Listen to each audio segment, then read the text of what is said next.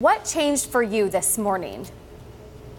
Well, what we have going on in Turkey right now is this big question over whether the government can stabilize this volatile economy at a time when you have President Erdogan's policies on the one hand completely contradicting what the markets want to see. So as you said, everyone woke up to a plummeting currency value this morning, and it seems to be only getting worse, especially responding to some of Erdogan's speeches. You also have this high inflation rate in Turkey, 15%, and likely to get worse, according to Turkey's own central bank. You also have this high amount of Turkish debt that's held in foreign currency.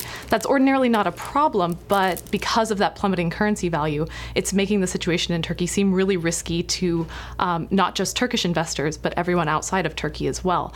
And yet we still see President Erdogan clinging to some of the populist narrative, the nationalist narrative that he has become very much known for. As your correspondent in Istanbul noted, he's said this several times before, that you need to convert dollars and gold into lira. How does that play domestically? Did people respond in the past, and this time they're a little less willing to do so because the lira has continued to weaken? How much support does Erdogan have from, say, the average person versus the business community? I think we just went through a major important election in Turkey, and Erdogan was able to cement another 5-year term for himself as president in a system that affords him even more power. And that's led to a lot of questions over whether or not the central bank is independent. That's something that really contributes to that investor sentiment that's putting that downward pressure on the currency. So you have President Erdogan with a lot of power, but you also have other parts of the government, including his son-in-law and the Treasury and Finance Minister, trying to say things to calm investor sentiment down, to really reassure the markets. But everything that Treasury and Finance Minister says, including an address he gave today, it just gets washed out by President Erdogan's own rhetoric. So you really have, and you also saw in the election, really a split popularity for Erdogan. A lot of the country supports him, and a lot of the country does not.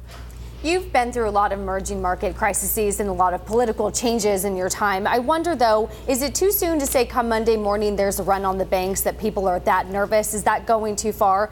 Or does this get worse come Monday morning? Again, we do have to look at that there is a significant bastion of support for President Erdogan in the country, and he's going to keep trying to speak to those Turks who really do support him and that do trust him.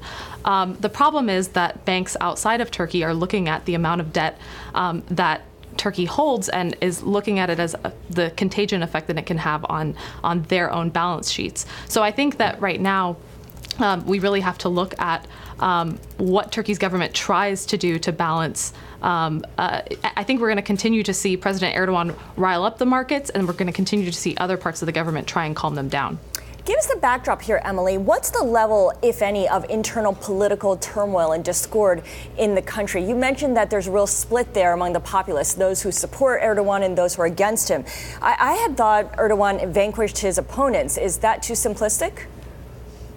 I think he has been able to take, over the last 15, 16 years, as he has risen from prime minister to now president, he has been able to transform the constitutional amendment debate that's been going on in Turkey for decades into something that has cemented his power and given him more and more power into a position. The presidential position didn't used to be powerful in Turkey, and now it very much is just after this year. So you do have, really, he has made it such that he holds all the levers of power. He is able to influence all the major institutions in Turkey. And that's what leads to these questions over the independence of the central bank, even though you have other parts of the government saying, no, the central bank is independent, don't worry. Because Erdogan has transformed the system and made himself really the top of all of these levers of power, people have a really hard time believing that he isn't trying to influence the central bank. Right. I wonder as well, to what extent does the coup from a couple of years ago still cast a pretty long shadow over Erdogan and remains a dominant influence in his thinking and his approach today? If you listen to President Erdogan's speeches today, and he gave a couple, they were really interesting because he does really bring in the nationalist, security-driven argument into his discussion of the economy.